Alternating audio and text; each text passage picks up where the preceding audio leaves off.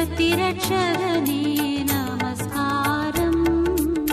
தரணியின் மனுடர் உயிரடைந்தோங்க கருவினில் மாண்டோய் நமஸ்காரம். சர்வலோகாதிவா நமஸ்காரம். சர்வ சிருஷ்டிகனே நமஸ்காரம். தானியேல் புஸ்தகத்தினுடைய 6ஆம் அதிகாரம் 14வது வசனம், பக்கம் 1039வது பக்கம் வாசிக்க கேட்போம்.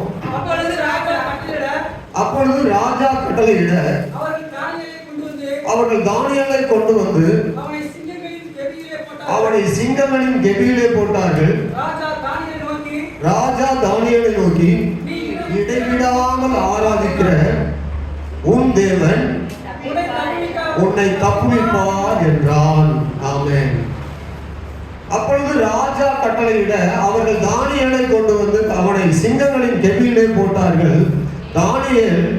ராஜா தானியேலை நோக்கி, நீ இடைவிடாமல் ஆராதிக்கிற உன் தேவன் உன்னை தப்புவிப்பார் என்றான். ஆமென். ஜெபிப்போம். நல்ல ஆண்டவரே, வார்த்தைகளுக்காக ஸ்தோத்திரம். இந்த வசனங்கள் ஜீவனுள்ளதா இருக்கிறப்பா. அவருடைய கிருபையுள்ள கரங்களை தாழ்த்துகிறோம். ஸ்தோத்திரம், ஸ்தோத்திரம், ஸ்தோத்திரம், ஸ்தோத்திரம், ஸ்தோத்திரம், ஸ்தோத்திரம், ஸ்தோத்திரம். ஆண்டவரே, உடைய வார்த்தையினாலே நாங்கள் பிழைக்குவோம். உடைய வார்த்தையினாலே நடத்தப்படவும் உடைய வேத வசனங்களை எங்களுக்கு தந்ததுக்காக ஸ்தோத்திரம்.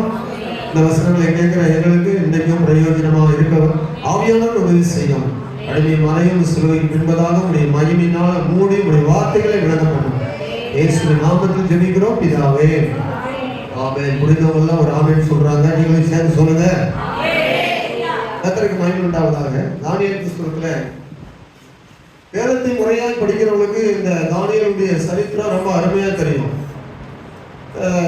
தானியேல் ஒரு வாலிபன் யூதேய தேசத்தில் இருந்தார்.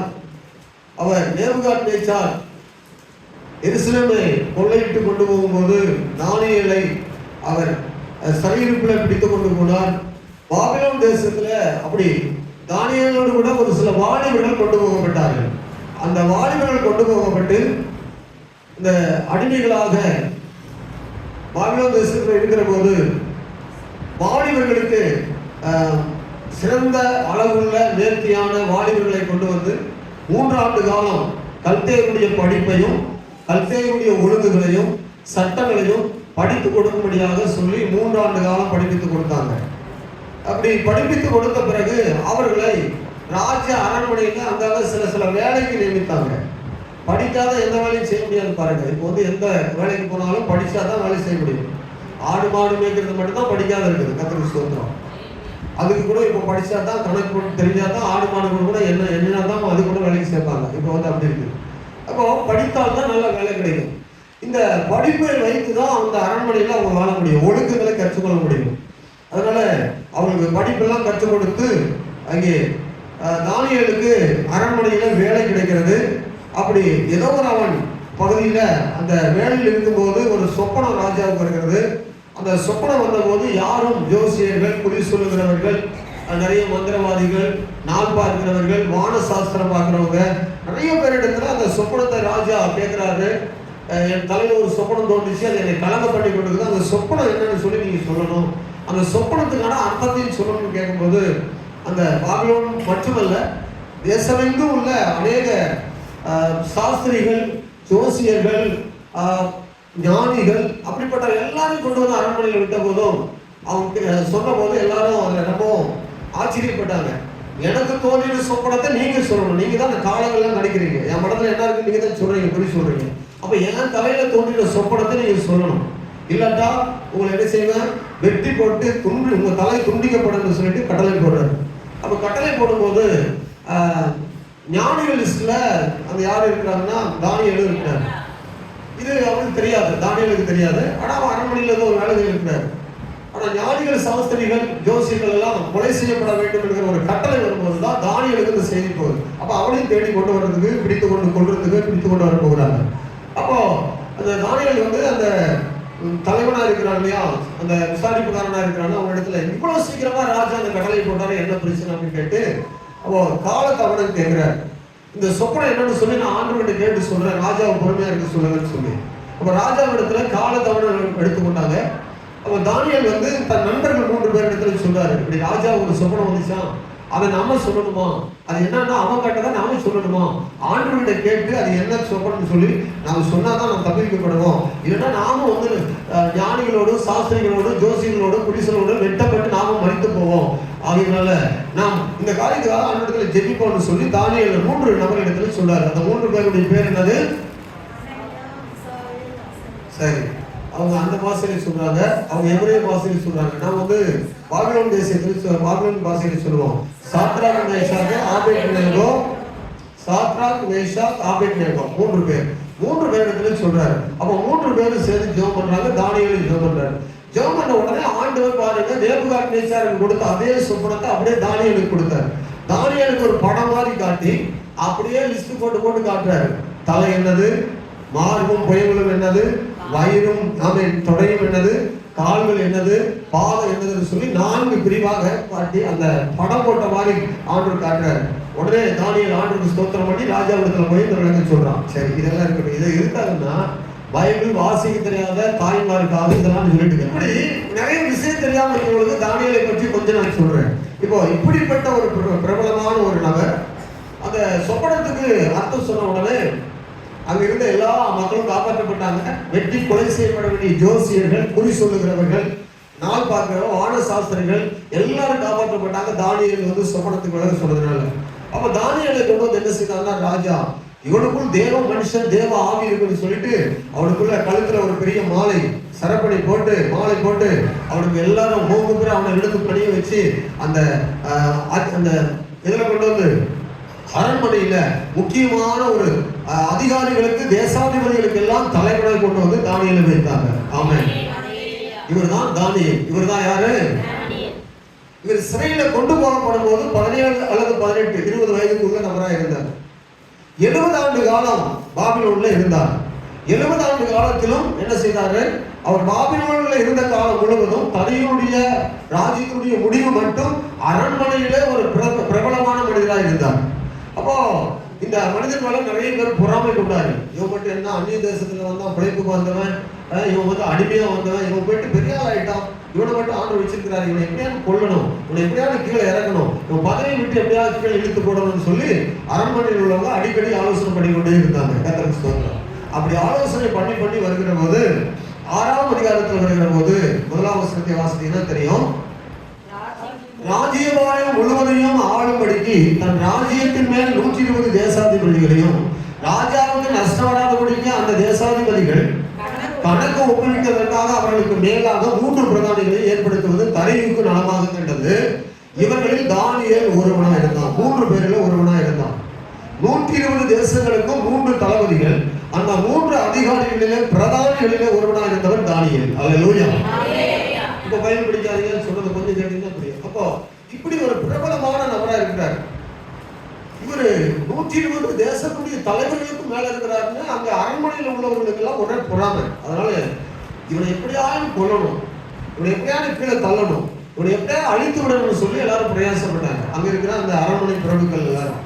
அப்போ இவனை என்ன காரியங்களை குற்றப்படுத்தலான்னு பார்த்து கொண்டே இருக்கிறாங்க. குற்றப்படுத்தியே தீரணும், எப்படியாவது குற்றப்படுத்தி இவனை தள்ளிடணும், இவனை அழிச்சிடணும்னு சொல்லி குற்றப்படுத்த முகாந்திரம் தேடுறாங்க. ஒரு குற்றமும் அவனால சுமத்தவே முடியல. என் மேல நீ குற்றச்சாட்டு நினைச்சா எத்தனையோ குற்றங்களை சாட்டிடலாம். ஏதாவது பேசுறதுல குறை கண்டுபிடிச்சிடலாம். நான் அதை சொல்றேன், ஆராதனை வரதுல குறை கண்டுபிடிச்சிடலாம். நீங்க வந்துட்டு எங்க வீட்டுக்கு விசிட்டிங் வரல ஏதாவது குறை சொல்லிடலாம். அதாவது அன்பு தாழ்ச்சி உள்ளவர்கள் குறை கண்டுபிடிப்பாங்க, அப்படி உள்ளவங்க சொல்லிடுவாங்க. ஆனா தானியேல் ஒரு இடத்துல வந்து குற்றம் சாட்ட பார்த்தா ஒரு காரியம் குற்றம் சாட்ட முடியல.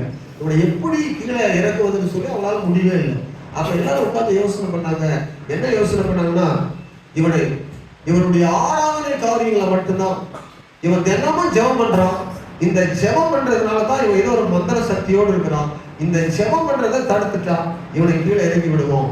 இந்த அதிபதிகள் இருந்து ஒருவனா இருக்கிறத விட்டு இறக்கி விட கொன்று விடலாம், அழித்து விடலாம், கீழே தள்ளி விடலாம் அப்படின்னு சொல்லி அந்த பிரபுக்கள் எல்லாம் என்ன செய்றாங்க, பிளான் பண்றாங்க. பிளான் பண்ணிட்டு ராஜாவிடத்துல வந்து கேட்கிறாங்க, ராஜாவே நீ வாழ்க, 120 தேசத்துக்கு நீ தான் தலைவர்.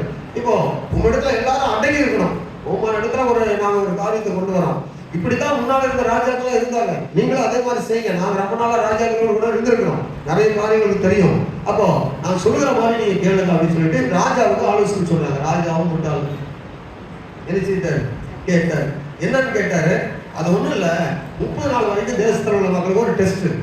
யாருமே எந்த தேவனையும் நோக்கி கூப்பிடக்கூடாது, ஜெபம் பண்ணக்கூடாது, ஆராதனை பண்ணக்கூடாது, எந்த விதமான தொழுகையும் இருக்கக்கூடாது. அப்போ எந்த விதமான காரியங்களையும் செய்யக்கூடாது. ராஜாவை தவிர ராஜா சொல்லின்படி உண்மை மட்டும்தான் வணங்கணும், உங்களுடைய காலில் தான் விழணும், உங்களுடைய சொல்லுதான் கேட்கணும், வேற எந்த தெய்வத்தையுமே பார்க்க கூடாது, நீ தான் தலைவர் உலகம் முழுவதுக்கும். அப்போ அப்படின்னு ஒரு கட்டளை இடணும், ராஜாவின் கட்டளை. இவர் உற்சாகத்தில் என்னவோ மோதிரத்தை காலத்தை முத்திரை போட்டார், பிரமாணத்தை எழுதி. ஆனா சூழ்ச்சி நடக்கிறது இவருக்கு தெரியல. அப்போ முத்திரை போட்ட உடனே சரி சொல்லியாச்சா, எல்லா மாகாணங்களுக்கும் சொல்லியாச்சு, பாபிலோன் முழுவதும் சொல்லியாச்சு. என்ன நடந்தது? என்ன நடந்தது சொல்லுங்க. தானியேல் அப்ப குற்றம் சாட்டப்படுறார் 6ஆம் அதிகாரத்துல வரும்போது. சரி ராஜாவே, இப்ப தானியேல் என்ன செய்யறாருன்னா, இந்த பத்திரத்துக்கு கையெழுத்திட்டு எல்லா பிரமண்டனப்படுத்துற பிறகு இங்க பார்க்கிறோம் 10ஆம் வசனம் வாசிங்க. 6:10. தானியேலோ வென்றால் அது நகலாக எழுதப்பட்டு பத்திரமாக பதியப்பட்டு கையெழுத்து வைக்கப்பட்டது என்று அறிந்த போதும் வீட்டுக்குள்ளே போய் தன் மேல் அறையில எருசலேமுக்கு நேராக பலகணிகள் திறந்திருக்க அங்கே தான் முன் செய்து வந்தபடியே தினமும் 3 வேளை தேவனுக்கு முன்பாக முழங்கால் படியிட்டு ஜெபம் பண்ணி ஸ்தோத்திரம் செலுத்தினார். எந்த தேவனையும் படிக்கக்கூடாது, எந்த ராஜாவையும் படிக்கக்கூடாது, யாருக்குமே வணக்கம் செலுத்தக்கூடாது என்று சொன்னாலும் இப்போ தானியேல் அடக்கவே முடியலையே. இவன் தினமும் 3 நேரம் ஜெபம் பண்றாரு அப்படின்னு சொல்லி கண்டுபிடிச்சிட்டாங்க. அப்போ ராஜா இடத்துல போய் சொல்லுறாங்க, ராஜாவே நம்ம என்ன கட்டளை போட்டோம், உலகம் முழுவதுக்கு என்ன சட்டம் போட்டோம், நம்ம அரண்மனையில் என்ன சட்டம் போட்டிருக்குது அப்படின்னு சொல்றாங்க. சரி அது என்ன பிரச்சனை அப்படின்னா, அரண்மனையில் இருக்கிறாருல்ல 3 பிரதானிகள் ஒருவர் தானியேல், இவர் 3 நேரம் போய் ஜெபம் பண்றாரு, இவரை மட்டும் நீங்க கேட்க மாட்டீங்களா அப்படின்னு சொல்றாங்க.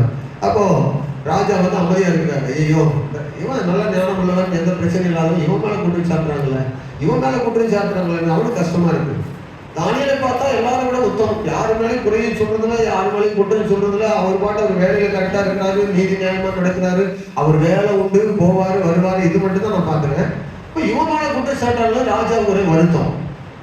அப்போ ராஜா கொஞ்சம் காலதாமதம் பண்றாரு. சரி கொஞ்சம் பொறுத்திருக்கு பார்ப்போம். மக்கள்லாம் ரொம்ப ப்ரெஷ் பண்றாங்க, என்ன ராஜாவே காலத்தை தாழ்த்தறி, அவனுக்கு சப்போர்ட் பண்ண பாக்குறீங்களா, எல்லாருக்கும் சட்டம் ஒண்ணு தானே, அதனால இவனை பிடித்து என்ன செய்யுங்க, சிங்க குகையில போடணும்னு போட்டோம்ல, சொன்னல அது மாதிரி சிங்க குகையில போடுறதுன்னு சொன்னாரு. அப்போ சொன்ன உடனே தானியேலை பிடித்து சிங்க குகையில போடும்படி கட்டளையானது. அப்போ வீரர்கள் ராணுவ வீரர்கள் அந்த சோல்ஜர்ஸ் பிடிச்சு அவனை சிங்க குகையிலும் போட போகிறாங்க. அப்பொழுது மேல மேல சொல்லப்படுது, மேல அந்த வசனங்களை வாசிக்கும் போது வசனம் 15 வாசிக்கும் போது, அப்பொழுது அந்த மனுஷர் ராஜாவினிடத்தில் கூட்டமாய் வந்து, ராஜா கட்டளையிட்ட எந்த தாக்கீதும் கட்டளையும் மாற்றப்படக்கூடாது என்பது வேதியருக்கும் பெருசியருக்கும் பிரமாணமா இருக்கிறது என்று அறிகிறார் என்றார்கள். அப்பொழுது ராஜா சரி கொண்டு போய் போடுங்க. அப்ப என்ன செய்யுங்க, சிங்க குகையில கொண்டு போய் போடுங்க. அவர்கள் கட்டளையிட அவர்கள் தானியேலை கொண்டு போய் அவனை சிங்கங்களின் கெபியிலே போட்டார்கள். அப்பொழுது கொண்டு போய் போடும்போதுதான் தானியேலை பார்த்து ராஜா சொல்றாரு, நீ இடைவிடாமல் ஆராதிக்கிற ஒரு தேவன் உன்னை தப்புவிப்பார் என்று சொல்றாரு. இது வரைக்கும் உங்களுக்கு புரிஞ்சிருக்கும்னு நினைக்கிறேன். புரிஞ்சா மட்டும் ஒரு நிலையில் சொல்ல பார்ப்போம். அப்போ இந்த சிங்கத்துக்கு இடத்துல சிங்க கோயில கொண்டு போய் போடுற வரைக்கும் நான் வேலை சொல்லியிருக்கிறேன். ஆமென். நான் படிக்கிறவங்களுக்கு இந்த வசனத்தை நன்றாக படிச்சா புரியும். அதுக்கு முன்னாடி உள்ள சம்பவங்கள். சிங்க கோயில போன போது ராஜா ஒரு வார்த்தை சொன்னாரு, நீ இடைவிடாமல் ஆராதிக்கிற உன் தேவன். அது சொன்னாரு, நீ இடைவிடாமல் ஆராதிக்கிற உன் தேவன் உன்னை தப்புவிப்பார், உன்னை தப்புவிப்பார் என்றார். பாருங்க, ராஜா எப்படி கண்டாரு தானியேல் இடைவிடாம ஆராதிக்கிறான்னு சொல்லி? எப்படி ஆராதனை பண்ணும்போது ராஜா போய் பார்த்துட்டே இருந்தாரா? எப்படி இடைவிடாமல் தானியேல் ஆராதிக்கிறது ராஜாவுக்கு தெரியும். ராஜாவுக்கு இடைவிடாமல் தானியேல் ஆராதிக்கிறது தெரியுமா? அப்படி இல்ல, அவன் ஜெபிக்கிறான்றது தெரியும். ஆனால் இடைவிடாமல் ஆராதிக்கிறான் என்பது அவன் வாயிலிருந்து வந்த ஸ்தோத்திரங்களை அவனை காட்டி கொடுத்திருக்கும். Praise the Lord. வேதம் சொல்கிறது, எப்பொழுதும் ஸ்தோத்திரம் பண்ணுங்கள், இடைவிடாமல் ஜெபம் பண்ணுங்கள். இடைவிடாமல் ஜெபம் பண்ணுங்கள், எப்பொழுதும் ஸ்தோத்திரம் பண்ணுங்கள் அப்படின்னு சொல்லியிருக்கு. அப்ப இவன் இடைவிடாமல் ஜெபம் பண்ணியிருக்கிறாரு. அப்ப ஆண்டவரிடத்துல அவர் சொல்றாரு, ஆண்டவருடைய வார்த்தையை சொல்றாரு, உன் தேவன் உன்னை தப்புவிப்பார். ஏனென்றால் நீ இடைவிடாமல் ஆராதிக்கிற அந்த தேவனுடைய நிச்சயமா நீ செய்வார், தப்புவிப்பார் என்று சொல்றார். அப்ப கவனிங்க, இதிலிருந்து நாம் என்ன பார்க்கிறோம்? இந்த வசனம் எதுக்காக நமக்கு எழுதப்பட்டது? நீங்கள் தேவனை ஆராதிக்கிறீங்கன்னா உங்களையும் தேவன் தப்புவிப்பார். எத்தனை பேர் சந்தோஷமான சொல்ல முடியும்? எத்தனை பேர் தேவனை நாம் ஆராதிக்கிறோமோ அத்தனை பேரையும் ஆண்டவர் தப்புவிப்பார். அப்புறம் தப்புவிப்பார் என்று சொல்லிட்டு ராத்திரிலாம் போய் தூங்கல, நல்ல சாப்பாடே சாப்பிடல. ராஜா வந்து சாப்பாடே வரட்டாரு. அவருக்கு திராட்சை ரசமும் குடிக்கல, மகிழ்ச்சியே இல்லை அவருக்கு. தூக்கமா, ராத்திரி முழுவதும் தூக்கமே இல்லை. தூக்கமே இல்லாம விடிய காலம் எப்போ நான் வரேன்னு சொல்லி பார்த்துட்டே இருந்தார். விடிய காலம் ஆடும்போது வேகமா வராரு. 20ஆம் வசனத்துல வரும்போது, ராஜா கெபியின் கிட்ட வந்தபோது துயர சத்தமாய் தானியேலை கூப்பிட்டு, தானியேலே, ஜீவனுள்ள தேவனுடைய தாசனே, நீ இடைவிடாமல் ஆராதிக்கிற உன் தேவன் உன்னை சிங்கங்களுக்கு தப்புவிக்க வல்லவரா இருந்தாரா என்று தானியேலை கேட்டான். அவன் சொல்லிட்டு போனது மட்டும் இல்ல, ராத்திரிலாம் தூங்கல. விடிகாலமான உடனே முதல்ல சிங்க கோகை கிட்ட வர்றான் ராஜா. வந்துட்டு அப்போ என்ன சொல்றாருன்னா, ராஜா கெபியின் கிட்ட வந்தபோது துயர சத்தமா, ஒருவேளை தானியேலை நான் தப்பிச்சிருப்பானோ உயிரோடு இருப்பானோன்னு தெரியல, ஆனாலும் துயர சத்தமா கூப்பிடுறான். ஒரு துயர சத்தம் எப்படி செத்து போனா ஒரு ஆளு சொல்லி கூப்பிட்டு அழுவாங்கல்ல, அது மாதிரி, தானியேலே இருக்கிறியா இல்லையான்னு தெரியலையே அப்படி சொல்லிட்டு அவரை கூப்பிட்டு சொல்றாரு. அவர் காது கேட்கட்டும் அப்படின்னு சொல்லிட்டு சொன்னாரு. என்ன சொன்னாரு? தானியேலே, ஜீவனுள்ள தேவனுடைய தாசனே, நீ எப்படிப்பட்ட தேவனுடைய தாசன்? நீ இடைவிடாமல் ஆராதிக்கிற உன் தேவனுடைய தப்புவிக்க வல்லவரா இருந்தாரா என்று தானியேலை கேட்டான். ஹல்லேலூயா. அப்போ தானியேல் சொல்றாரு உடனே. அப்பொழுது அடுத்த வசனத்துல, தானியேல் ராஜாவே நீர் என்றும் வாழ்க. அடுத்த வசனம் சொல்றாரு, உயிரோடு இருந்து சத்தமாய் சொன்னாரு, என்றும் நீ வாழ்க. அப்ப சொன்னாரு, சிங்கங்கள் என்னை சேதப்படுத்தாதபடி தேவன் தம்முடைய தூதனை அனுப்பி அவைகளின் வாயை கட்டி போட்டார். அதேனென்றால் அவருக்கு முன்பாக நான் குற்றமற்றவனாய் காணப்பட்டேன், ராஜாவாகிய உமக்கு முன்பாகவும் நான் நீதி கேட்டு செய்ததில்லை என்றான். Praise Lord. ஆமா, அவர் சொன்னாரு, சிங்கங்களின் வாயை ஆண்டவர் கட்டி போட்டார். சோத்ரம். ஒரு சிங்கமா, ரெண்டு சிங்கமா, ராத்திரியெல்லாம் நான் திரும்பி பார்த்துட்டே இருந்தேன். சிங்கங்கள் என்னை சுற்றி இருந்துட்டே இருக்குது. நான் ஏதாவது ஒரு சிங்கமாவது என்னை வந்து ஏதாவது பண்ணிடுமான்னு சொல்லி அப்படியே யோசிச்சுட்டே இருந்தேன். இல்ல, ஒரு சிங்கமும் ஒன்றும் செய்யல. எல்லாருடைய எல்லா சிங்கத்துடைய வாய்களும் கட்டப்பட்டது. ஆமென். ஏனென்றால் சங்கீதம் 37 34 7ஆம் வசனத்தில் சொல்லப்படுது. 34:7 அவர் சொல்ற, கர்த்தருடைய தூதன் கர்த்தருக்கு பயந்தவர்களை சூழ பாளையம் இறங்கி அவர்களை விடுவிக்கிறார், அவர்களை தப்புவிக்கிறார். அப்ப தானியேல் கர்த்தருக்கு பயந்த மனுஷன். அவனை சூழ பாளையம் இறங்கி தூதர்களை அனுப்பி அப்படியே ஒரு பாளையமா நின்று கொண்டார்கள். அப்ப தூதர்களை அனுப்பி சிங்கங்களின் வாய்கள் கட்டப்பட்டது. பக்கத்துல அவங்களை பார்த்து தட்டி ஒரு அலையில் சொல்லுங்க, நீ இடைவிடாம ஆராதிக்கிறியா? கேளுங்க, நீ இடைவிடாம ஆராதிக்கிறியா? என்னை பார்த்து கேட்கறீங்க, பக்கத்துல பார்த்து கேளுங்க. நீ பக்கத்துல பார்த்து ஒரு வார்த்தை கேளுங்க, இடைவிடாம ஆராதிக்கிறீங்களா? பக்கத்துல பார்த்து கேளுங்க. சரி, நீ இடைவிடாம ஆராதித்தா கர்த்தர் உங்களையும் தப்பி வைப்பார். அல்லேலூயா. அப்புறம் பக்கத்துல பார்த்தீங்கன்னா, நீ ஞாயிற்றுக்கிழமை மட்டும் ஆராதிக்கிறீங்களா? ஞாயிற்றுக்கிழமை மட்டும் உங்களை தப்பு வைப்பார். இடைவிடாமல் ஆராதிச்சா இடைவிடாமல் ஆராதிக்கிற தேவன் தப்பு வைப்பார். ஞாயிற்றுக்கிழமை மட்டும் ஆராதிச்சா ஞாயிற்றுக்கிழமை மட்டும் உங்களை தப்பு வைப்பார். சரி, அப்ப அடுத்து சொன்னாரு, இடைவிடாமல் ஆராதிக்கிற என் தேவன் சிங்கங்களின் வாயை கட்டி போட்டார், என்னை ஆண்டவர் காப்பாற்றினார். காரணம் சூழ பாளையம் இறங்கி அவர் என்னை காப்பாற்றினார் சொன்னார். அடுத்து பாருங்க, இப்போ தப்புவிக்க வல்லவரா இருந்தாரா? தப்புவிப்பார் என்று சொன்னான் ராஜா. தப்புவிக்க வல்லவரா இருந்தாரான்னு சொல்லுகிறான் ராஜா.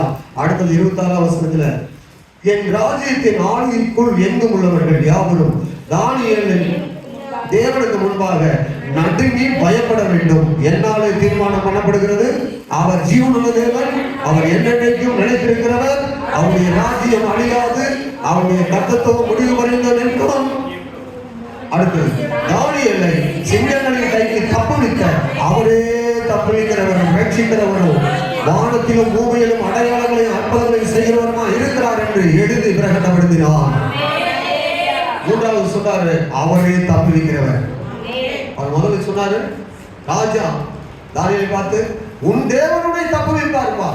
காலையில் வந்து சொன்னாரு தப்புவிக்க வல்லவரா இருந்தாரப்பா. ஆமா தப்புவிச்சாரு. மூன்றாவது சொன்னாரு இந்த தேவன் தான் தப்புவிக்கிற தேவன் உலகத்திலே. எங்க தப்புவிக்கிற? சிங்கத்தின் வாயில தப்புவிக்கிறதுக்கு இந்த வரைக்கும் நான் எந்த தேவனையும் பார்க்கல. அப்ப இவர் தான் எந்த தேவன்? ஜீவனுள்ள தேவன்.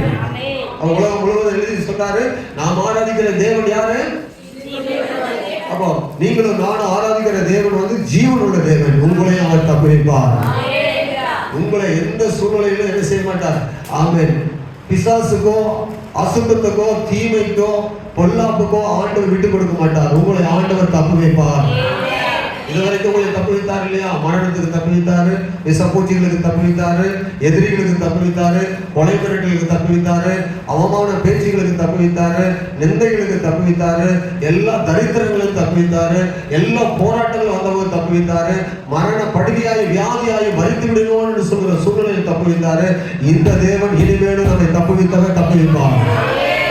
அவன் தப்புவிக்கிற தேவன், நம்மை வந்து காப்பாற்றுகிற தேவன். ஏன்னா அவர் தான் நம்மை படைத்தார், அவர் நம்மள கிருபையா இருக்கிறார், அவரே தப்புவிக்கிற தேவனா இருக்கிறார். ஆமென். ஆகவே இதை புதிய ஏற்பாட்டில் கூட பார்க்கும்போது அப்போஸ்தலன் பவுல் கூட சொல்றாரு இதே ஸ்டேட்மெண்ட் 1 அதிகாரம் 2 கொரிந்தியர்ல 9ஆம் வசனத்தில் சொல்றாரு. 1 கொரிந்தியர் 1 அதிகாரம் 9ஆம் வசனத்தில் இதே ஸ்டேட்மெண்ட்டை புதிய ஏற்பாட்டில் தானியேலை போலவே அவரும் சொல்றாரு. நாங்கள் எங்கள் மேல் நம்பிக்கையா இல்லாமல் மரித்தோரை எழுப்புகிற தேவன் மேல் நம்பிக்கையா இருக்கத்தக்கதாக மரணம் வரும் என்று நாங்கள் எங்களுக்குள்ளே நிச்சயித்திருந்தோம். அப்படிப்பட்ட மரணத்தின்றும் அவர் எங்களை தப்புவித்தார், இப்பொழுதும் தப்புவிக்கிறார், இன்னும் தப்புவிப்பார் என்று அவரை நம்பி இருக்கிறோம். அதே மாதிரி 3 வார்த்தை இருக்குது. கடந்த காலம், நிகழ்காலம், எதிர்காலம். கவனிங்க, இந்த எத்தனை காலம்? கடந்த காலத்துல என்னை காப்பாற்றி வந்தீங்க ஆண்டவரே, அதோடு இல்லை, இன்றைக்கு என்னை தப்பு வைக்கிறார். ஆமென். இனி எதிர்காலம் எவ்வளவு காலம் இருக்குமோ நம்ம காலம் உள்ள தப்பு வைப்பார். இந்த தேவனுக்கு பேர் என்னதான்? தப்பு வைக்கிற தேவன். என்ன தேவன் அவர்? நம்ம வந்து தப்பு வைக்கிறவர். தீமைகளுக்கு, பொல்லாப்புகளுக்கு, மரணத்துக்கு, வேதனைகளுக்கு, நிறைய காரியங்கள ஆண்டவர் நம்மை தப்பு வைக்கிறார். அப்போ இந்த தேவனை பார்த்து தானியேல் இடத்துல கேட்டது தரியு ராஜா தப்புவிக்க வல்லவரா இருந்தாரா? அல்லேலூயா. இதுவரைக்கும் நான் பார்த்திருக்கிறேன், சிங்க குகையில நிறைய பேர் போய் போட்டிருக்கிறேன், ஆனா ஒருத்தவங்க தப்பித்து வரல. சிங்க குகையில இதுவரைக்கும் நிறைய பேருக்கு நான் கட்டளை கொடுத்து நிறைய பேருக்கு வந்து தண்டனை கொடுத்துருக்கிறேன். ஆனா இதுவரைக்கும் நிறைய பேர் என்ன செய்யல, அவங்க இந்த சிங்க குகையில தப்பித்து வரல. ஆனா உன்னை பார்த்தா நீ நீதிமானா இருக்கிற, நீ உத்தமனா இருக்கிற, நீ வந்து தேவனை உண்மையாக தொழுது கொள்ற, உன்னிடத்துல ஞானக்கேடு ஒன்றும் இல்லை. அப்படியானா நீ தப்புவிக்கப்படுவன்னு உன்னை பார்க்கும் போது தெரியுது. உன் தேவன் வந்து உண்மையானவர் போல எனக்கு தெரியுது. அதனால நீ இடைவிடாமல் ஆராதிக்கிற உன் தேவன் உன்னை தப்புவிப்பார் என்று சொன்னார். அல்லேலூயா. அப்போஸ்தலன் பவுல் சொன்னாரு நாங்களும் மரணம் வரும் என்று 14 நாட்கள் கடல்ல பிரயாணம், மழை, காற்று, புயல், ஒரே மேகம், சூரியனே காணல, ஒரே இருளா இருக்குது, திசையும் தெரியல, சாப்பாடு இல்லை, புயல் அடிக்குது, தண்ணி அடிக்குது, உள்ள கடலுக்குள்ளலாம் வந்துருச்சு, ஒருவரும் சாப்பிடல, பயம், சாப்பாட்டுக்கு ஆயத்தப்படுத்துறதுக்கு ஒரு வழி இல்லை, அப்படி பயம் திகில் நிறைந்த ஒரு வாழ்க்கை. இப்படி 14 நாட்களா சூரியனை காணல, கடல்ல பிரயாணம் போயிட்டு இருக்கிறோம், எந்த பக்கம் போகணும்னு தெரியாது, கடல்ல எங்க போய் விழுவணும் தெரியாது, எந்த பாறையில மோதணும் தெரியாது. இப்படிப்பட்ட ஒரு சூழ்நிலை போய் கொண்டிருந்த போது எல்லா படகுடைய மேல இருந்தது எல்லாம் கலட்டி கீழே போட்டாங்க. ஏன்னா இது இருந்தா சாட்சி விட்டு காற்று அடித்து கடலுக்குள்ள கவிழ்ந்து விடுவோம்னு சொல்லி மேற்பாக எல்லாம் கலட்டி எடுத்துச்சாங்க. வெறும் கப்பல் மட்டும்தான் மொட்டையா இருக்குது. அப்போ நிச்சயத்து கொண்டாங்க, நான் போய் சேருவோமா என்பதெல்லாம் நம்பிக்கை இல்லை. இனி ரோமாபுரிக்கு போவோமா அப்படி நம்பிக்கை இல்லை. நான் மரித்து போவோம் என்கிற அளவுக்கு அவனுக்கு சூழ்நிலை உண்டாச்சு. ஆனால் அவர் சொன்னாரு அப்படிப்பட்ட நிலைமையில கூட எங்களை உயிரோடு கர்த்தர் காப்பாற்றினார். அன்றைக்கு செத்து போவோம்னு நினைச்சோம், மரணம் வரும் என்று நிச்சயித்திருந்தோம், அவ்வளவுதான் முடிஞ்சிருச்சு கதை. இனி வாழவே முடியாது, அவ்வளவுதான், அந்த பிரயாணத்தோட நம்ம வாழ்க்கை முடிந்தது அப்படின்னு சொல்லி பிளான் பண்ணி நாங்கள் எல்லாத்தையும் முடிவுக்குள்ள ஜெபம் பண்ணி ஒப்பு கொடுத்துட்டோம். நிச்சயம் உண்டாச்சு. ஆனால் அந்த மரணத்துல, அந்த போராட்டத்துல, அந்த ஆபத்துல இருந்து எங்களை உயிரோடு கர்த்தர் காப்பாற்றினார். அப்போ காப்பாற்றினவர் இன்னைக்கு தப்பு வச்சிருக்கிறாரு. இனி வருங்காலத்துல என்ன செய்வார்? நம்ம தப்பு வைப்பாங்க. ஏன்னு சொன்னா நம்முடைய தேவனுக்கு பேரே வந்து தப்பு வைக்கிற தேவன். அல்லேலூயா. தப்பு வைக்கிறவர் மட்டும் அல்ல, தப்பு வைக்கிறதுல வல்லவர். அவர் வல்லவரா இருந்தாரா? அவர் கேட்கிறாரு பாருங்க, வல்லவர். வல்லவர்னா என்ன சொல்லுங்க? சிறந்தவரா? சரி, சிறந்தவர். தப்பு வைக்கிறதுல அவர் வந்து சிறந்தவர். அவர் வந்து பராக்கிரமசாலி. அவர் வந்து அவர் என்ன சொல்றது? ஆல்மைட்டி காட், சர்வ வல்லமை உள்ளவர்.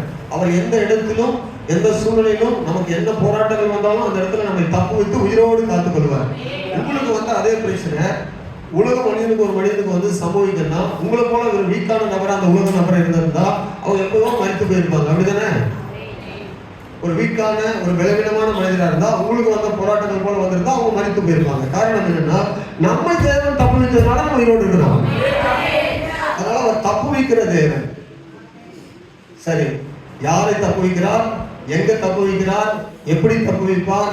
எதற்காக தப்பு வைக்கிறார் என்று சொல்லி நிறைய கேள்வி இருக்கு இந்த வசனத்தை வைத்து. ஒவ்வொரு கேள்விக்கும் ஒரு பிரசங்கம் இருக்குது. யாரை தப்பு வைப்பார்? என்னென்ன காரியங்களுக்கு தப்பு வைப்பார்? ஏன் தப்பு வைக்கிறாரு?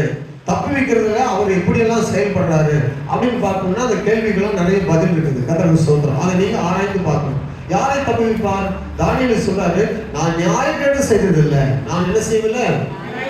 ராஜாவுக்கும் நியாயக்கேடு செய்யல, அரண்மனையில் உள்ள யாவருக்கும் நியாயக்கேடு செய்யல, தேசத்தில் உள்ள மக்களுக்கும் நியாயக்கேடு செய்யல.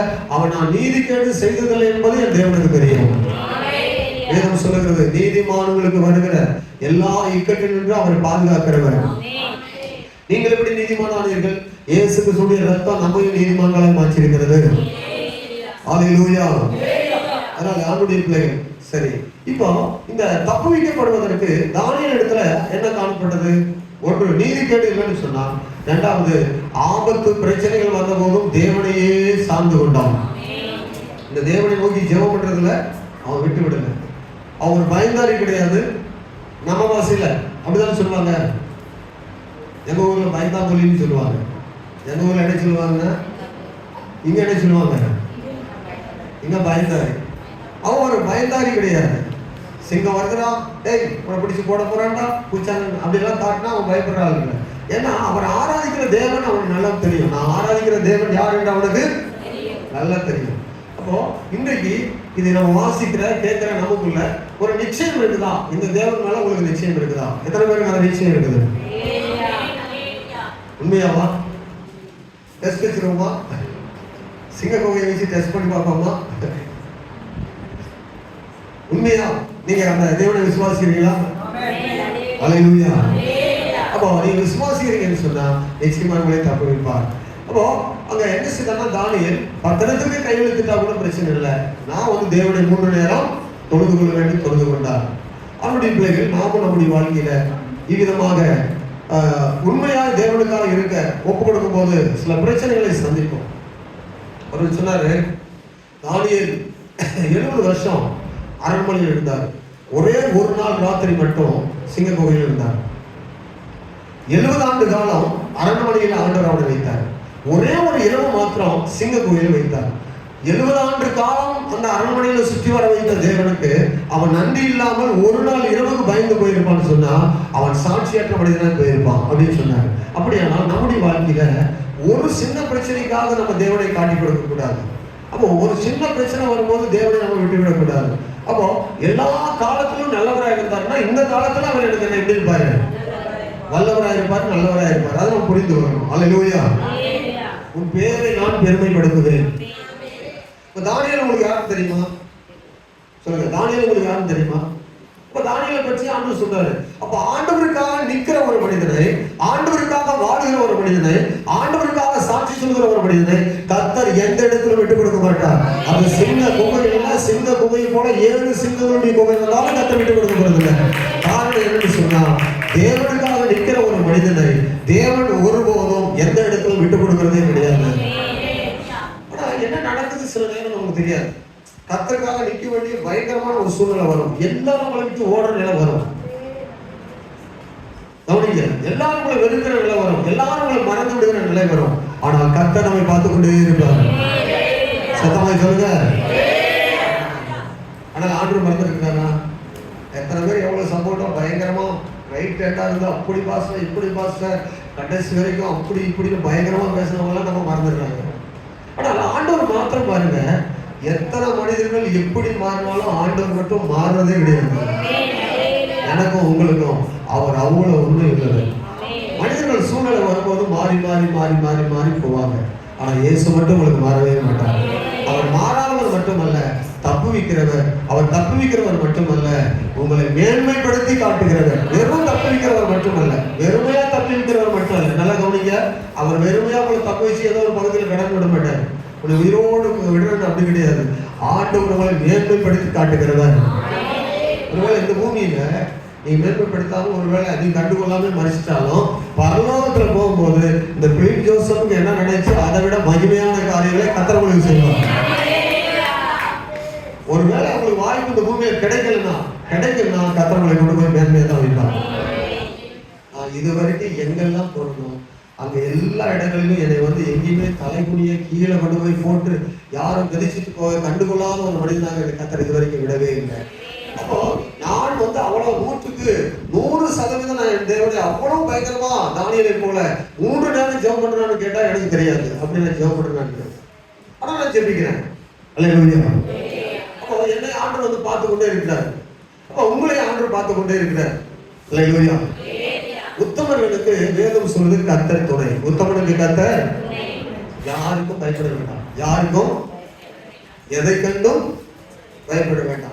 சிங்கம் வருதா, புலி வருதா, சர்ப்பம் வருதா, உங்களுக்கு முன்னால் இருக்கிற அதிகாரிகள் பயங்கரமானவர்களா இருக்கிறாங்களா, உங்களுக்கு பயங்கரமான எதிர்ப்பு உண்டா இருக்குதா, உங்களுக்கு மிரட்டுதல் நிறைய பேர் மிரட்டுகிறார்களா, உங்களுக்கு பயங்கரமான ஒரு சூழ்நிலை கடினமா போகுதா, பெரிய ஒரு பிரச்சனை வரப்போற மாதிரி தெரியுதா, பயமே பட வேண்டாம், கர்த்தர் கூட இருக்கிறார்.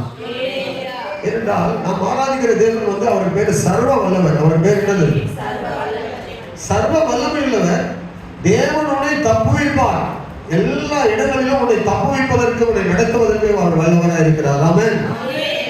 ஆகவே இந்த பிலிப் ஜோசப்பை குறித்து உங்களுடைய வாழ்க்கையில நீங்க கேட்கறீங்க, உங்களையும் அதுபோல ஒரு நபரை மாற்றுவதற்கு நீங்கள் வேதத்துக்காக நிற்கும் போது அவர் நினைச்சிருந்தா அவர் 2000 விசுவாசிகளை விட்டுட்டு ஒரு போதகராக இருந்துட்டு பார்ட் டைம் ஊழியர்களை செய்துட்டு வர்றாருன்னா எவ்வளவு துக்கமா இருந்திருக்கும். அது மட்டுமா, கூட இருந்த சம்பாத்தியம் பண்ணது ஒண்ணுமே கிடையாது. சொந்தமா வாங்கியிருந்த கார் பங்களா எல்லாத்தையும் எடுத்துட்டாங்க. ஒரு சொத்து கூட கிடையாது. டோட்டலா பணம், பேங்க் பேலன்ஸ் எல்லாத்தையும் டோட்டலா இருந்த பணம் எல்லாம் எடுத்துட்டாங்க. சிங்கிள் டாலர் கூட கையில கொடுக்கல. வெறும் மனுஷனா போட்டிருக்கிற ட்ரெஸ்ஸோட அதை கூட அவமானப்படுத்தி, அரணிமானப்படுத்தி, வேதனைப்படுத்தி இந்த உலகம் அனுப்ப அவ்வளவு காரணமா இருந்த அந்த உலகத்துல ஆண்டவர் அதே தேசத்துல கொண்டு போய் தலையை உயர்த்தினார்.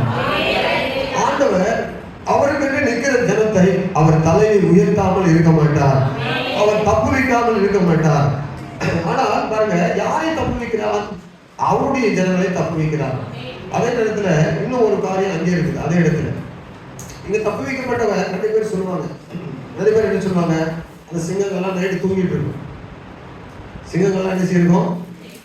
அதனால சிங்கங்களுக்கெல்லாம் பல்லு போயிருக்கும். ரொம்ப வயசான சிங்கமா இருக்கும் சிங்கங்கள் அப்படின்னு சொல்லுவாங்க. அப்ப அதே சிங்க கோயில இன்னொரு காரியம் நடக்குது. என்ன நடக்குது பாருங்க. தானியேலை அந்த இடத்துல தூக்கி விட சொன்னார்ல, 23ஆம் வசனம். அப்பொழுது ராஜா தன்னில் மிகவும் சந்தோஷப்பட்டு தானியேலை கெபியிலிருந்து தூக்கிவிட சொன்னார். அப்படியே தானியேல் கெபியிலிருந்து தூக்கி விடப்பட்டான். அவன் தன் தேவன் பேரில் விசுவாசி இருந்தபடியால் அவனில் ஒரு சேதமும் காணப்படவில்லை. தானியேல் மேல் குற்றம் சாட்டின மனுஷரையோ என்றால் ராஜா கொண்டு வர சொன்னான். அவர்களையும் அவர்கள் குமாரரையும் அவர்கள் மனைவிகளையும் சிங்கங்களின் கெபியிலே போட்டார்கள். அவர்கள் கெபியின் அடியில சேரும் முன்னே சிங்கங்கள் அவர்கள் பாய்ந்து அவருடைய எலும்புகளை எல்லாம் நொறுக்கி போட்டது. அதே சிங்க குகை தான், அதே சிங்கங்கள் தான். அந்த தானியேல் நான் முழுவதும் இருந்துட்டு வந்த அதே குகையில தான் இவங்க காலையில ஒரு சிலரை கொண்டு போய் போடுறாங்க.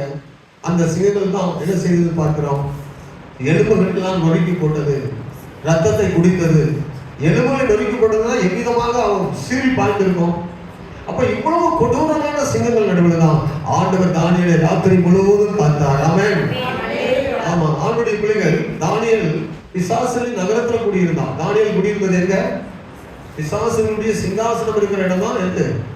பாபிலோன். அப்படிப்பட்ட இடத்துல இருந்தபோது கூட கர்த்தர் அவனை காப்பாற்றினார். உங்களையும் என்னையும் காப்பாற்றி உங்களையும் என்னையும் கடைசி நாட்களை தப்பு வைக்க இயேசு கிறிஸ்துவுடைய வெளியேற பெற்ற அந்த தானியேலுக்கு கொடுத்த பாதுகாப்பை அவர் நமக்கு கொடுக்க வல்லவராக இருக்கிறார். நீங்கள் எதற்கும் பயப்பட வேண்டாம். ஆனால் நீங்க தேவனை தொழுது கொள்வதை சரியாக பார்த்துக் கொள்ளணும். ஆமென். நம்ம எதுக்கு தப்பு வைக்க போறார்? ஒரு கேள்வி கேட்டு முடிச்சிருக்கோம். நம்ம எதுக்கு தப்பு வைக்க போறார்? உங்களை எதுக்கு தப்பு வைப்பார்? ஒரே ஒரு வார்த்தை என்னது சொல்லுங்க. தீங்குக்கு தப்பிப்பார். பைபிள் வாசிக்கும் போது நான் ஒரு வசனம் வாசிக்க முடிச்சிருக்கேன்.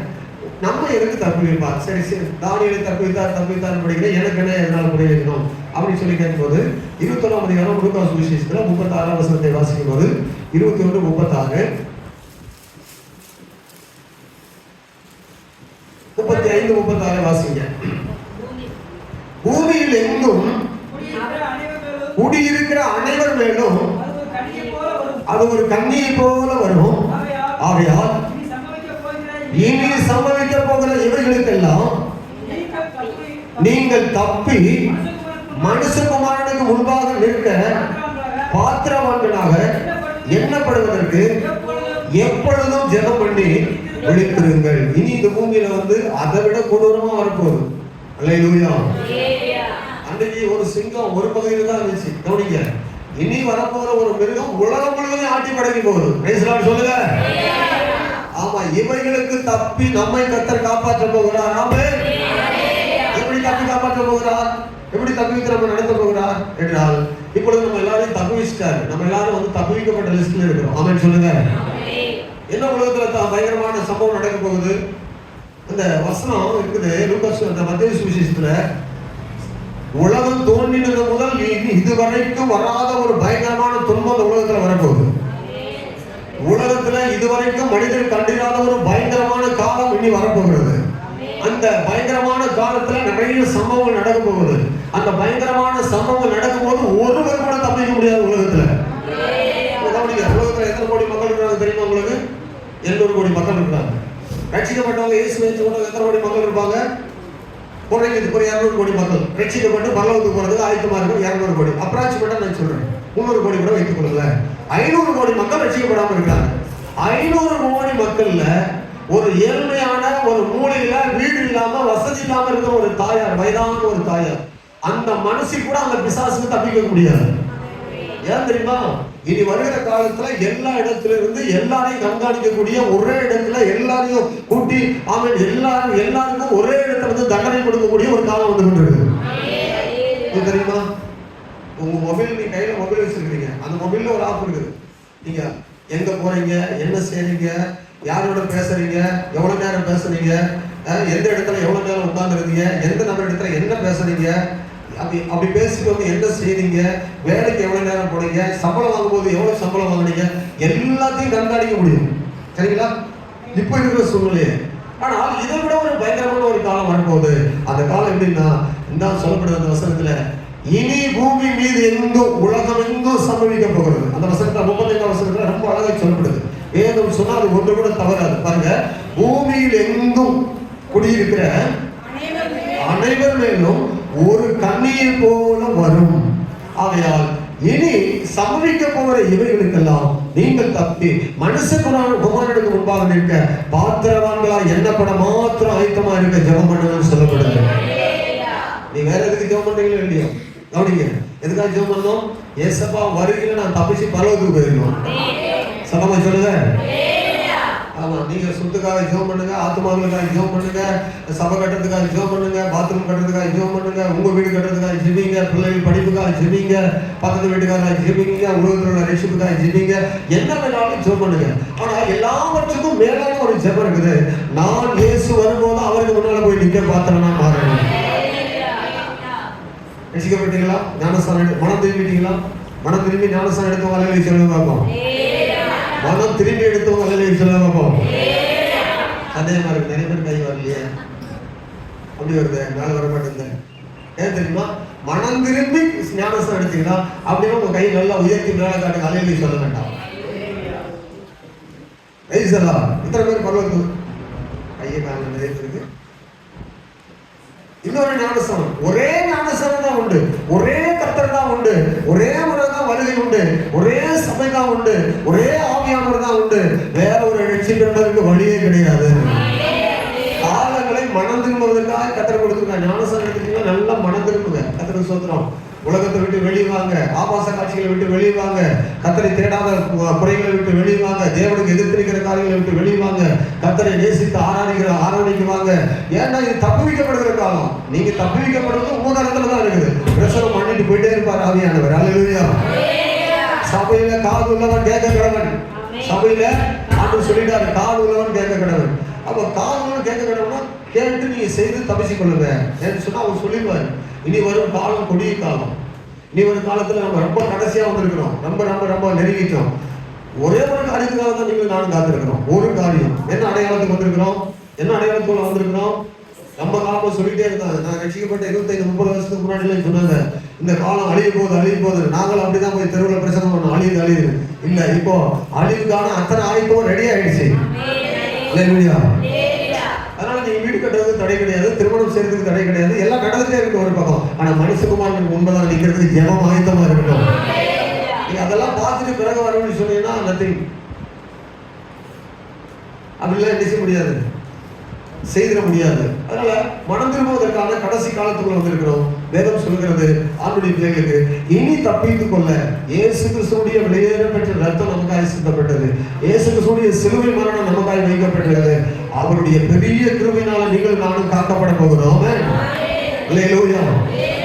கஷ்டம் தெரியும், போகாதபடி எச்சரிப்பா இருப்பதற்கு நமக்கு ஒவ்வொரு செய்தியும் பரலோகத்துக்கு நேரம் நம்ம திருப்பக்கூடியதா இருக்குது. ஊழியக்காரனுடைய லாபத்துக்காக அல்ல, ஆண்டுடைய லாபத்துக்காக அல்ல, சபையுடைய லாபத்துக்காக அல்ல, ஏதோ சபையுடைய கூட்டத்தில் ஒரு நபரை நீங்க வந்து சேர்ந்துக்கிறதுக்காக அல்ல, உங்க லாபத்துக்காக நீங்க தப்பிவிக்கப்பட, நீங்க பரலோகத்துக்கு வருவதற்கு தேவன் ஒரு வாய்ப்பை உண்டு பண்ணியிருக்கிறார். நீங்க தப்பிவிக்கப்படுறதுக்கு ஒரு சான்ஸ் இருக்குது. கவனிங்க, விட்டுறாதீங்க. அம்மா அப்போஸ்தலர் பவுல் அழுது கால் எடுத்து கும்பிட்டு எல்லாம் பிரசனம் பண்ணாரா கண்ணீரோடு. நீ நரகத்துக்கு போறதை பார்க்கணும், சபைக்கு வராம இருக்கிறதே ரொம்ப நல்லது. நரகத்துக்கு போகாத வந்து போகாதீங்க, தயவு செய்து வராம அப்படியே போயிருங்க. இந்த பிரசனத்தெல்லாம் கேட்டு போனா அது ரொம்ப அதிக தண்டனைக்குரியதுன்னு சொல்றாங்க. அப்போஸ்தலர் பவுல் அழுவாராம் பிரசனத்துல. நரகம் என்பது விளையாட்டான ஒரு இடம் கிடையாது. இயேசுவானவர் மரித்தது விளையாட்டான ஒரு காரியம் கிடையாது. 2 கரங்களிலும் 2 கால்களிலும் பெரிய ஆணி வச்சு ஓட்டையா போட்டு அடித்தாங்கல்ல. உங்களுக்கு ஒரு சின்ன முள்ளு குதிச்சுன்னா கால்ல தெரியும், ஒரு சின்ன ஊசி பட்டா உங்களுக்கு தெரியும். அத்தனை அடி எதுக்கு தெரியுமா? நீங்களும் நானும் அந்த நரக தண்டனையிலிருந்து தப்பிக்கப்படுவதற்கு தான் அத்தனை வேதனையை சிலுவையில் இயேசு அடைந்தார். நிறைய பேருக்கு விளையாட்டா தெரியுது, நிறைய பேருக்கு பைத்தியமா தெரியுது, நிறைய பேருக்கு வேற வழியில போயிடலாம் நினைக்கிறாங்க. சொன்னாரு பக்க வழி எதுவுமே கிடையாது. கள்ள வழி பரவத்துக்கு போறதுக்கு எந்த வழியும் கிடையாது. ஒரே ஒரு வழி தான் உண்டு, இயேசு மட்டும்தான். ஒருவேளை நாங்க சொல்றதெல்லாம் புரியும் மனப்பான்மையில் பேசுறீங்க, வேற வழி இருக்குன்னா ஓகே, நம்ம தாராளமா படிக்க. அப்படி வருவீங்கன்னா இயேசு மறிக்க வேண்டிய அவசியம் கிடையாது. ஒருவேளை இயேசு மறித்த பிறகு பரவத்துக்கு நீங்க அப்படி வர்றதுக்கு வழி இருக்குன்னா ரொம்ப சந்தோஷம், கையை தட்டிட்டு கர்த்தருக்கு சோத்திரம் பண்ணிட்டு வந்துடலாம். அப்போ நிறைய பேருக்கு விளையாட்டா தெரியுது. இல்ல பாஸ்ட் பேச இவ்வளவு குறுகிய மனப்பான்மையில பேசுறீங்க, இப்படி எப்படி ஆகும்? இல்ல இயேசு வந்து யாரையும் கண்டிப்பா வாங்கன்னு சொல்லல, விருப்பமெல்லாம் வாங்க, பாவ மன்னிப்புக்கான ஆயத்தமெல்லாம் நான் பண்ணியிருக்கிறேன், மனம் திரும்புவதற்கு எல்லா வாய்ப்பும் உங்களுக்கு தரேன், நீங்க தப்புவிக்கப்படணும்னா வாங்கணும்னு சொல்றாரு. யாரையும் கட்டாயப்படுத்தி கூப்பிடல. அவன் சொல்லுங்க, அவங்க நம்முடைய பிள்ளைகள். இது தப்புவிக்கப்படுகிற காலம். நீங்கள் உங்க குடும்பத்தை, உங்க பிள்ளைகளை, உங்களுடைய உறவுகளை, உங்களுடைய குடும்பத்தை காப்பாற்றுகிற ஒரு காலம். அப்போ இது தப்புவிக்க ஆண்டவர் வல்லவராக இருந்தாருன்னா உங்களை என்னை தப்புவிக்க வல்லவராகவே இருக்கிறார். யூதா புஸ்தகத்துல அவர் சொல்லப்படுது, அவர் எப்படி தப்புவிப்பார்னா, ஒரு வசனம் வாசிங்க, ஜெபம் பண்ண போறோம். நான் வந்துட்டு எனக்கு அந்த தானியேல் புஸ்தகத்துல முடிக்க வேண்டியதுதான். நல்லா கவனிங்க, எனக்கான நேரம் கிடையாது, இது உங்களுக்கான நேரம். பிரைஸ் தான். வாசிங்க. நிறைய நீங்க நினைக்கலாம், உங்களுக்கு இந்த வசனங்கள் எப்படி தோணுதுன்னு தெரியல. இது உங்களுக்கான நேரமாய் கர்த்தர் வைத்திருக்கிறார். வாசிங்க. 23:24. மாம்சத்தால் கரைப்பட்டிருக்கிற வஸ்திரங்களை வெறுத்து தள்ளுங்கள். மாம்சத்தால் கரைப்பட்டிருக்கிற வஸ்திரங்களை வலுவானபடி உங்களை காக்கணும். தமது மகிமையுள்ள சன்னிதானத்தில் மிகுந்த மகிழ்ச்சியோடு உங்களை மாசற்றவர்களாய் நிறுத்தவும் வல்லமை உள்ளவராய் இருக்கிறார். அவர் எப்படி இருக்கிறார்கள்? அது மட்டும் இல்ல, அடுத்து சொல்லப்படுது, தாம் ஒருவரே ஞானம் உள்ளவரும் நம்முடைய ரட்சகரான தேவனுக்கு கனமும் மகத்துவமும் வல்லமையும் அதிகாரமும் இப்பொழுதும் எப்பொழுதும் உண்டாவதாக. ஆமென். மாம்சத்தால் கரைப்பட்டிருக்கிற வஸ்திரங்களை வெறுத்து தள்ளுங்கள். மாம்சத்தால நிறைய வஸ்திரங்கள் கரைப்பட்டிருக்குது. என்ன கரைப்பட்டிருக்குது? பரிசுத்த வஸ்திரம், நீதியின் வஸ்திரம், அலங்கார வஸ்திரம், வெண் வஸ்திரம். இந்த வஸ்திரங்கள் எல்லாம் உங்களுக்கு போடும்போது மாம்சத்தினுடைய காரியங்களை கரைப்பட்டு தள்ளப்பட்டிருக்கு. அப்போ மாம்சத்தால இந்த வஸ்திரங்களை கரைப்படுத்தாம காத்துக் கொள்ளுங்க. நீதியின் வஸ்திரம். அல்லேலூயா. உங்க வாழ்க்கையில நீதி இருக்குதா? உங்க வாழ்க்கையில ஆண்டவருடைய பிள்ளைகளே பரிசுத்தம் இருக்குதா? நம்முடைய வாழ்க்கையில விசுவாசம் இருக்குதா? இவைகள் எல்லாம் இல்லாவிட்டால் நம்முடைய மாம்சமாகிய சரீரத்தினால நிறைய வஸ்திரத்தை கரைப்படுத்திக் கொண்டிருக்கிறோம். இதெல்லாம் உங்க சுயநீதியா வாங்கன்னு சொல்லல. நல்லா கவனிங்க. இங்கதான் நிறைய பேர் தப்பு பண்றாங்க. ரொம்ப கஷ்டமா இருக்கும் கிறிஸ்துவ வாழ்க்கை. அப்படிலாம் கிடையாது. ரொம்ப லேசான வாழ்க்கை. கிறிஸ்துவ வாழ்க்கை வேற லகுவானது. ஏன் நான் நம்ம மேல கஷ்டத்தை ஆண்டு வைக்கல? நம்ம மேல ஏன் பாரத்தை வைக்கல? பழைய ஏற்பாடு மாதிரி ஏன் பிரமாணங்களை எல்லாம் வைக்கல? இயேசு கிறிஸ்துவை விசுவாசித்தால் நீ உன் வீட்டாரும் ரட்சிக்கப்படுவீர்கள். நீங்க அதை கை கொள்ளணும், அதை கொண்டு வரணும், இதை கொண்டு வரணும், என்ன ஒண்ணுமே கேட்கல. நீங்க இருக்கிற பணமாய் வந்து கையை வைத்தீங்கன்னா போதும், பரலோகம் வரலாம். அவ்வளவு லகுவான வழி. பரலோகத்துக்கு போறதுக்கு வழி எப்படி சொல்லுங்க? பரலோகத்துக்கு போறது ரொம்ப லகுவான. நீ ஒண்ணுமே கொண்டு வர வேண்டாம். இருக்கிற நிலைமையில அப்படியே கையை உயர்த்திட்டு, இயேசுவே என் பாவத்தை மன்னித்து எனக்காக அடிக்கப்பட்ட ரத்தத்தினால் என்னை கழுவி இப்பொழுதே உடைய பிள்ளையா என்னை ஜீவ புஸ்தகத்துல என் பெயர் எழுதிடும், என்னை தப்புவிச்சு கொள்ளும். அந்த பூமியில வரப்போகிற அழிவுக்கும் எரிகிற அக்னி நரகத்துக்கும் என்னை தப்புவித்துக் கொள்ள எனக்கு உதவி செய்து கையை உயர்த்தி ஜெபம் பண்ண போதும். ஆண்டவர் இப்பொழுதே நம்ம ரட்சிக்க வல்லவராக இருக்கிறார்.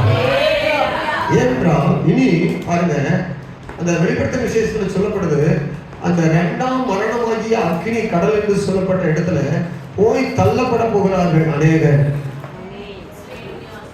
சொல்றத பார்க்கிறோம். 20ஆம் அதிகாரத்துல 12-13 வசனத்தை நான் வாசிக்கிறேன். மரித்தோராகிய சிறியோரையும் பெரியோரையும் தேவனுக்கு முன்பாக நிற்க கண்டேன். யாரை? நல்ல கவனிக்க.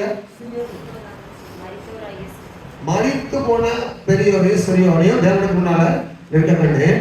அப்பொழுது புஸ்தகங்கள் திறக்கப்பட்டது. ஜீவ புஸ்தகம் என்ற வேறொரு புஸ்தகம் திறக்கப்பட்டது. அப்பொழுது அந்த புஸ்தகங்களில் எழுதப்பட்டவர்களின்படியே மரித்தோர் தங்கள் கிரியைகளுக்கு தக்கதாக தீர்ப்படைந்தார்கள். சமுத்திரம் தன்னில் உள்ள மரித்தோரை ஒப்புவித்தது. மரணமும் பாதாளமும் மரித்தோரை ஒப்புவித்தன. யாவரும் தங்கள் கிரியையின்படியே நியாய தீர்ப்படைந்தார்கள். அப்பொழுது மரணமும் பாதாளமும் அக்கினி கடலிலே என்ன செய்யப்பட்டது? அது என்ன கடல்? நல்ல சத்தமா சொல்லுங்க. ஆண்கள் பக்கம் சத்தமே வரல. என்ன கடல்? இந்த கடல்ல போய் தள்ளா ஒரு நாள் நீச்சல் தெரிந்தா வந்துடலாம். அக்கினி கடல்ல தள்ளா வர முடியாது. நீச்சல் தெரிந்தாலும் வர முடியாது. அது என்ன கடலாம்? ஏன்னா நிறைய மக்கள் இருக்காங்க பாத்தீங்களா? அது யாருக்காக அக்கினி கடல் உண்டாக்கப்பட்டது தெரியுமா? கண்டிப்பா மனிதர்கள் கிடையாது. அப்ப யாருக்கு உண்டாக்கப்பட்டது? பிசாசுக்கும் பிசாசுடைய தூதர்களுக்கு. அவங்களுக்கு மரணம் கிடையாது. கொண்டு போய் ஆண்டவர் தள்ள போறாரு. தள்ளும் போது துடித்துக் கொண்டே சாத்தானும் தூதர்களும் இருக்க போறாங்க. 33 கோடி பேரும் இருக்க போறாங்க. அந்த நரகத்துல தான் நிறைய பேரை தள்ளி இழுத்து கொண்டு போவதுக்கு பிசாசுக்கு முயற்சி பண்ணி கொண்டிருக்கிறான். ஆனா மனிதர்கள் ஒருவர் அவர்கள் போகக்கூடாது என்று கர்த்தர் விரும்புகிறார். சிலுவையில் அதற்காக தான் இயேசு அடிக்கப்பட்டார். அதுக்கடுத்த வசனத்தில் சொல்லப்படுது, 2ஆம் மரணம் ஜீவ புஸ்தகத்தில எழுதப்பட்டவனாக காணப்படாதவன் எவனோ அவன் அக்கினி கடலிலே என்ன செய்யப்பட்டான்? அவன் போய் வேகமா குதிச்சானா இருக்குது. சொல்லுங்க. யாராவது பலவந்தம் பண்ணி நீங்க வந்து அக்கினி கடல்ல தள்ள முடியாது, நான் வந்து பலவந்து அப்படின்னு சொல்லி யாராவது வர முடியும்? பலவந்தமா சொல்லுங்க. யாராவது பலம் இருக்குதா உங்களுக்கு? தூக்கி கொண்டு போய் போட்டாங்க தூதர்கள். கவனிங்க. அப்படிதான் கொண்டு போய் தூக்கி போட போறாங்க. எல்லாரும் கொண்டு போய் தள்ளப்பட்டார்கள். கவனிங்க. அங்க யாருமே தப்பிக்க முடியாது. மன விருப்பத்துக்கு யாருக்குமே இடம் கிடையாது. ஒன்று அருமையான மோட்சம் இயேசு உண்டாக்கிற இடம். அப்படி அல்லன்னு சொன்னா அக்கினி கடல் எரிந்து அது கண்டிப்பா அதில் நாம ஒருவர் போயிடக்கூடாது. ஏன்னா அது வந்து அவ்வளவு கொடுமை. நிறைய பேர் அடிப்பட்ட பிறகு சொல்லாம போறாங்க. ஜெயிலுக்கு போயிட்டு வந்தா சொல்லுவாங்க. ஜெயிலுக்கு போயிட்டு வர கைதிகள் சொல்லுவாங்க, ஐயா துரோகிகள் கூட அங்கே போயிடக்கூடாது, பாவம் ரொம்ப கஷ்டமான ஒரு இடம். ஆஸ்பத்திரியில் போய் படுக்கும்போது சொல்லுவாங்க, ஆப்ரேஷன் போய் பண்ணிட்டு அழுதுட்டு கத்திட்டு சத்தம் போட்டுருப்பாங்க. ட்ரிப்பெல்லாம் போட்டு மூக்கில் வாயிலெல்லாம் ஜீவு போட்டு கஷ்டப்பட்டுருப்பாங்க. அப்போ சொல்லுவாங்க பக்கத்தில் உள்ளவங்க, இந்த ஆஸ்பத்திரியில் வந்து வாழ்றதை விட நரகத்திலே போய் வாழ்ந்துடலாம் போல தெரியுது. இப்படிப்பட்ட கொடுமை துன்மா, அதாவது என்னுடைய எதிரிக்கு கூட வரக்கூடாதுன்னு சொல்லுவாங்க. ஆஸ்பத்திரியில் போய் படுத்துட்டு வராங்க. காரணம் தெரியுமா? அவ்வளோ கொடுமை ஆஸ்பத்திரியில் இருக்குது.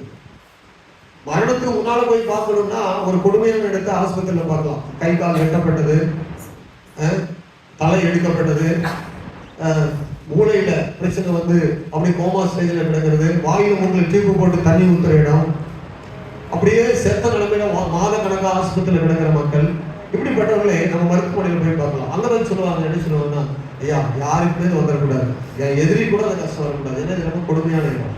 எப்படிப்பட்ட இடம்? ஆஸ்பத்திரி. அப்ப ஆஸ்பத்திரியே ஒரு குணமணி சொல்றீங்கள, இந்த சரீரத்தில் வருகிற நோயிலே ஒரு கஷ்டம் சொல்றீங்கள, நரகம் என்பது எவ்வளவு கொடுமையா இருக்கும். அங்க போய் யாராவது விழுன்னு சொல்லி யாராவது நினைக்குமா? அவனுடைய பிள்ளைகள். அதற்காக தான் இயேசு சிலுவையில தப்பித்துக் கொள்ளும்படியான போக்கை அங்க உண்டுபடினார். அப்போ அந்த இயேசுடைய அன்பு உங்களுக்கு புரியுதா? இயேசுவை நீங்க அறியறீங்களா? இயேசுடைய வசனங்களுக்கு கீழ்ப்படுறீங்களா? அவனுடைய வார்த்தைக்கு கீழ்ப்படுதல். இப்போ கேட்டா நிக்கதோன்னு வேற வழி இல்லையா? சொல்றாரு, வேற வழியே கிடையாது. மறுபடியும் பிறப்பது ஒன்றுதான் வழி. வேற வழி கிடையாதா? வேற வழியே கிடையாது. நிறைய பேர் பேசிட்டு இருக்கிறாங்க, கிறிஸ்துவ பாத்துருங்க, கிறிஸ்துவ ஊழியக்காரங்கெல்லாம் பேசுறாங்க, ஒரு பைபிள் ஒன்று வச்சிருக்கிறாங்க, அவங்க சொல்றதுதான் நடக்கும்னு சொல்றாங்க. அப்படிலாம் இல்லை, நாங்களும் ஒரு வழியை கண்டுபிடிச்சு எங்களுக்கு மோசத்துக்கு வந்துடும் சொல்லி அப்படி ஒரு பாதை இருக்கும் என்றால் இயேசு இந்த பாதையை வேண்டாம் என்று விட்டிருப்பார். அந்த பாதையில எல்லாரும் வாங்கன்னு சொல்லியிருப்பார். இது குறுகிய மனப்பான்மையும் கிடையாது, பொய்யானதும் கிடையாது, பயமுறுத்துற காரியமும் கிடையாது, சுயாதீனத்துக்கு விட்டு கொடுக்கிற காரியம். இயேசுவை நேசித்து வந்தால் மட்டும்தான் இந்த பாதையில போக முடியும். ஆகவே அவர் வல்லவராக இருக்கிறார். அதே நேரத்தில் அவர் பலவீனப்பட்டவர் கிடையாது, அவர் சர்வ வல்லமையுள்ளவர். என்னை தப்பு வைக்க முதலால் பிடிக்குவோம், ஆண்டுக்கு ஒப்பு கொடுப்போம். இந்த வாய்ப்பை நம்ம பயன்படுத்துவோம். ஒவ்வொரு நாளும் தப்பு வைக்கப்பட போகிற வாழ்வுக்கு நம்ம அழைக்கப்பட்டிருக்கிறோம். இதற்காக நம்ம ஜெபம் பண்ணி தேவனை விசுவாசித்து ஒவ்வொரு நாளும் ஆண்டவரிடத்துல தானியேல் 3 நேரம் ஜெபம் பண்ணினார். இந்த காலங்கள் நாமும் தப்பிக்கப்படணும்னு சொன்னா இதை விட அதிகமாய் கர்த்தரை தேடக்கூடிய காலமா இருக்கும். எல்லாரும் கேட்ட வசனங்களுக்காக ஸ்தோத்திரம் பண்ணி ஜெபிக்கலாமா? Praise the Lord. Amen. Hallelujah.